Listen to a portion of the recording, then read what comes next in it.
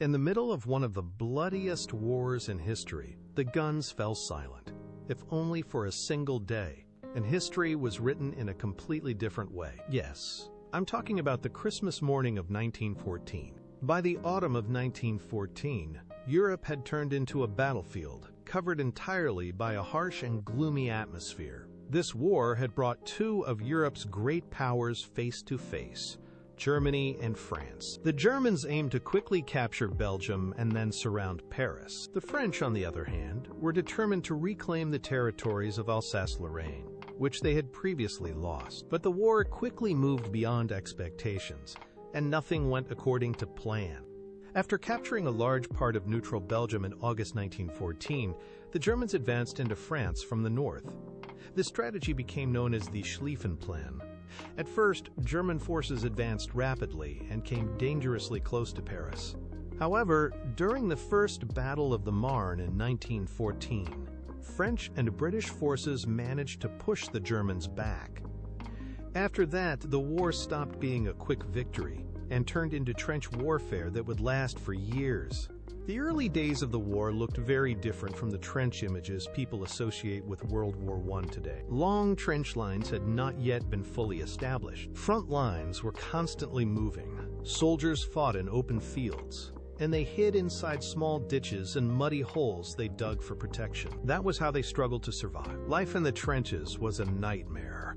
Freezing cold, endless mud, and months of waiting exhausted soldiers, both physically and mentally. Toward the final months of the year, the French launched a major offensive, and British troops joined the attack as well. By Christmas Eve of 1914, although the war had only lasted a few months, casualties had already reached horrifying levels. While exact numbers vary, estimated military losses by the end of 1914 were approximately: France, around 300,000 dead. Germany, around 240,000 to 250,000 dead.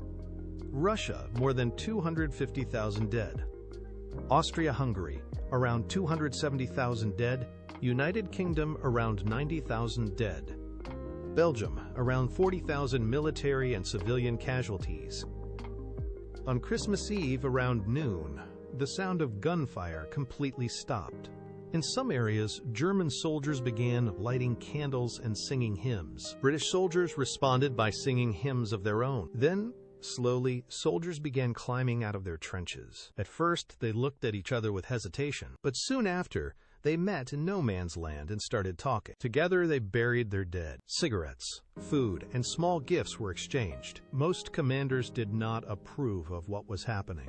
High-ranking officers soon ordered the truce to end because they feared soldiers would lose their willingness to fight the enemy. This was not an official ceasefire declared by governments. It had happened spontaneously among the soldiers at the front lines themselves. For a brief moment, the terrifying atmosphere of war was replaced by friendship. Even if only for a few hours, the soldiers remembered that they were human. The most remarkable moment of this short truce was a football match. Somewhere, a real football was found. Goals were set up, and a game began. Soon, it turned into a joyful kickabout involving everyone around. Although historians still debate whether a full official match truly took place, many letters and diary entries confirm that soldiers played football together. But after a while, the order finally came. Back to the trenches, open fire. Machine guns roared once again, and the soldiers began shooting at each other. The war had resumed. Nothing like this ever happened again during the later years of the war. The Christmas truce of 1914 remained a unique moment in history. In the middle of war, if only for a few hours, they remembered that they were human. And this was the true story of the soldiers who celebrated Christmas in the middle of one of the greatest wars in history.